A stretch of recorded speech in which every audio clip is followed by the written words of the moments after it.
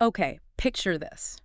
You've just brought home this adorable new puppy, maybe a kitten, and all of a sudden, oh no, really unpleasant watery diarrhea. Hmm. Your first thought is probably, what is going on here? And well, that's exactly what we're going to dig into today. Exactly. In this deep dive, we're focusing on coccidiosis. It's a very common gut infection, particularly, unfortunately, in young dogs and cats. Right. And we've gathered some, I think, really key information here. Our kind of mission, if you will, is to understand what this thing, coccidiosis, actually is, how it affects our pets, How vets figure it out. how they diagnose it. Yeah, and importantly, what we can actually do about it. And we want to do this without getting, totally lost in technical jargon. We want you to feel informed. Definitely. And what's really interesting right off the bat is how specific this parasite tends to be. So when we talk about coccidiosis in dogs, we're usually looking at Cystoisospora canis. Okay. And for cats, it's generally Cystoisospora felis. Now, there are other related species, but those are the main culprits. So it's not like the dog version automatically jumps to the cat. That's usually correct for these specific Cystoisospora, which is, somewhat reassuring if you have both dogs and cats. It suggests they've sort of co-evolved. That makes sense. We also saw Eimeria species mentioned in the sources. Are those something pet owners need to worry about in dogs and cats? Good question. No, not really in this context. You might see Eimeria oocysts show up on a fecal test sometimes, but they aren't the ones causing this type of illness in our dogs and cats. Gotcha. Now, the sources do mention Toxoplasma gondii and Cryptosporidium parvum. These are kind of cousins, you could say. They're related, but they act a bit differently than Cystoisospora. Okay. Coccidians in a non-traditional sense, I think was the phrase used. Exactly. We should probably touch on why they're different. Let's do that. Maybe start with toxoplasma in cats. Why is that one important to single out? Well, a toxoplasma infection in a cat can sometimes look quite similar, symptom-wise, to a Cystoisospora infection. But the really significant thing with toxo is the public health angle. Ah, right. Cats shedding Toxoplasma oocysts can potentially pose a risk to people, especially pregnant individuals or those with compromised immune systems. That's definitely important context. Okay, and then cryptosporidium. That sounds like another kettle of fish entirely. It really is. Cryptosporidiosis, the disease caused by Cryptosporidium, can be very serious, especially in really young puppies and kittens. We're talking potentially life-threatening severe diarrhea. Wow. But it can also cause maybe a milder small intestinal diarrhea in older animals, especially if they're in, say, crowded conditions like a shelter or kennel. So whether it's Cystosospora or this cryptosporidium, what's the big red flag, the main thing owners would likely notice? The number one sign is usually that voluminous, watery diarrhea, just lots of it. Okay. And with Cryptosporidium, the information points to something called autoinfection. Basically, the parasite can reinfect the host right inside the gut over and over again. So it just keeps going. Exactly. It leads to this cycle that can cause really rapid damage to the intestinal lining. It's part of why crypto can be so persistent and, frankly, difficult to treat. That sounds pretty nasty. So we know puppies and kittens are high risk. Any other groups particularly vulnerable? Yes, absolutely. Like with many infections, animals that are immunocompromised, their immune system isn't working at full strength. For whatever reason, they're definitely more susceptible. They might get sicker from it. Right, makes sense. Okay, so watery diarrhea is key, sometimes maybe bloody. What other signs might pop up? Yeah, the sources list a few others you might see. Vomiting is one. Okay. Maybe signs of abdominal discomfort, like they're tender if you touch their belly. Yeah, flinching maybe? Could be. And just not wanting to eat inappetence. And as you'd expect in very young or already weak little ones, all these signs can just be much more severe. So that combination, definitely vet time. Absolutely. So where does this infection actually come from, and what makes a pet more likely to get it? Well, the main route is contact with contaminated environments. So an infected dog or cat sheds these microscopic oocysts. Think of them like tiny parasite eggs in their poop. Okay. And these oocysts can survive in the soil or on surfaces for a while. So another pet comes along, ingests them, and gets infected. Environmental contamination is key then. It is. Yeah. And stress is another factor. Stress can lower an animal's defenses. And as we mentioned, a weak immune system is a big risk factor to. Okay, that paints a clear picture. So you suspect coccidiosis, you take your pet to the vet. How do they actually figure out if that's what it is? Well, the first step for the vet is always thinking about other possibilities. The differential diagnosis, could it be a virus, another type of parasite? Things like that. Rule things out. Exactly. They'll often run standard blood tests, maybe a urine test. Mm, Interestingly, with coccidiosis, these often come back looking pretty normal. really? Yeah, though they might show signs of dehydration if the diarrhea's been really bad. So blood work isn't the main diagnostic tool here. What is? The key is really looking at the poop itself, a fecal flotation test. Huh. Ideally, one using centrifugation, spinning the sample, because that concentrates things and makes it easier to find the oocysts. Okay. They use special solutions, like sugar or zinc sulfate solution, that make the oocysts float up to the top of the liquid in the tube. So they can see them under the microscope? Precisely. And remember Eimeria. The vet needs to be able to tell the difference between the non-parasitic Eimeria oocysts and the Cystoscospora ones that actually cause disease in dogs and cats. Right. Distinguishing those is important. And what about Cryptosporidium? Is that found the same way? Sometimes it can be seen on flotation, but it's tiny.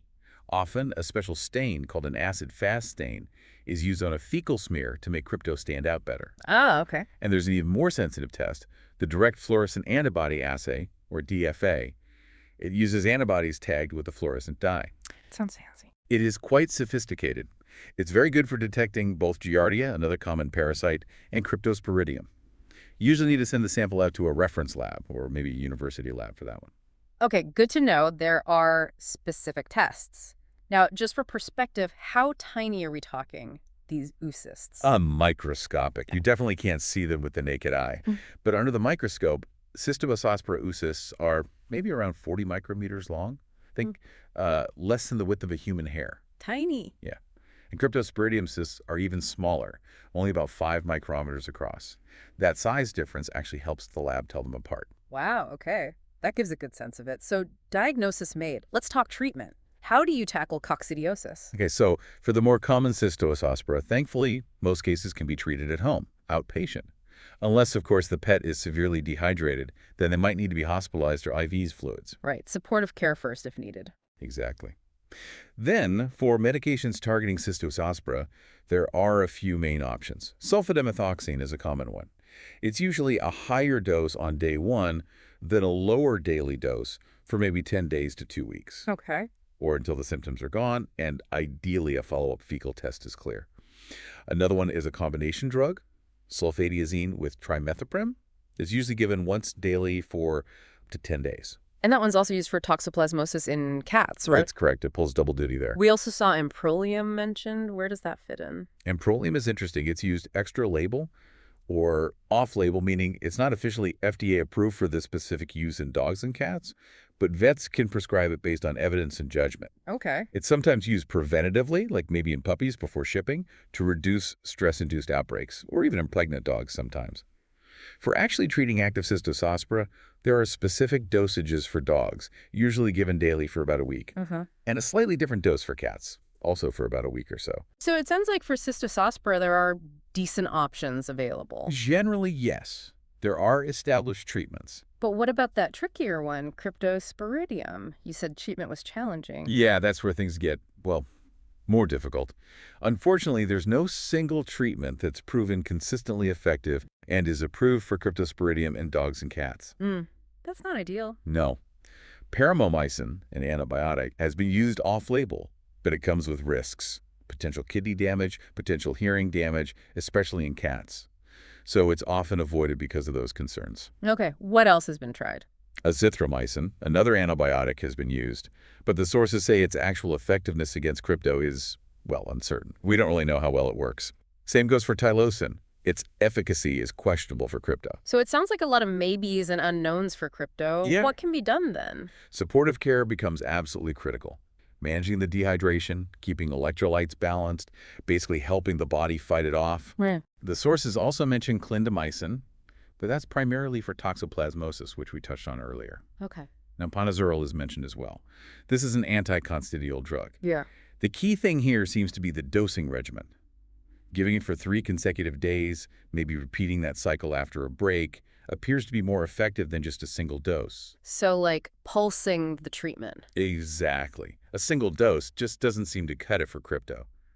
This pulse dosing likely targets different stages of the parasite's life cycle more effectively.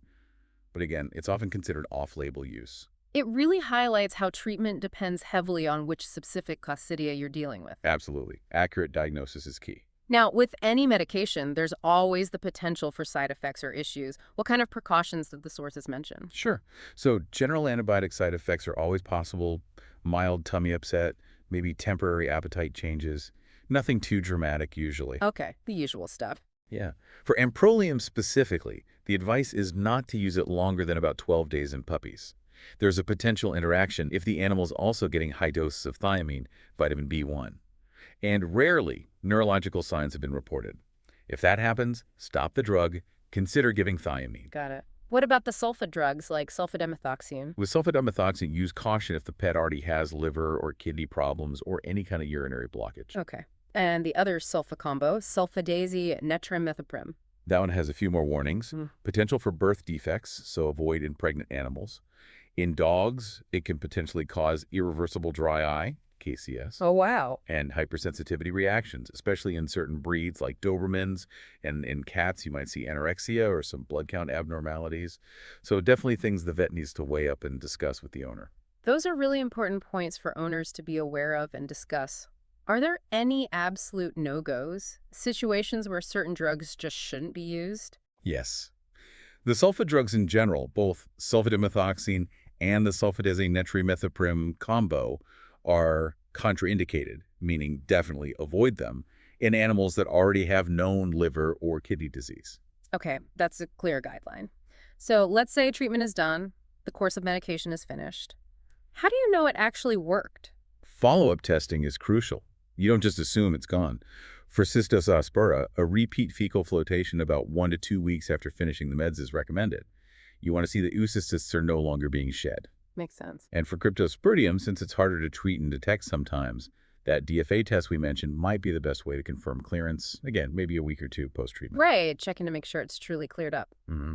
Okay, so let's try and wrap this up. Our deep dive today really looked at coccidiosis. Mm-hmm. A common gut infection hits puppies and kittens hardest often, main sign being that watery diarrhea.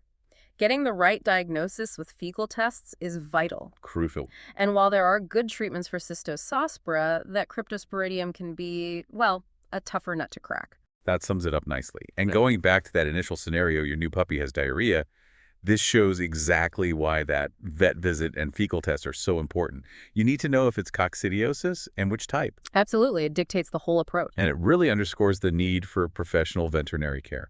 They can make the accurate diagnosis and choose the best, safest treatment plan for that specific pet. Definitely. Which brings us to a final thought for you, our listeners, to maybe mull over. We've talked about how easily the environment gets contaminated with these oocysts They can persist. and the difficulties sometimes in treating crypto. So thinking about that, what's our role as pet owners when it comes to hygiene, preventing spread? Could we or should we be doing more to protect not just our own animals, but maybe the wider pet community too? Yeah, it's a really good question. How does individual responsibility play into community health for pets? Definitely something worth considering.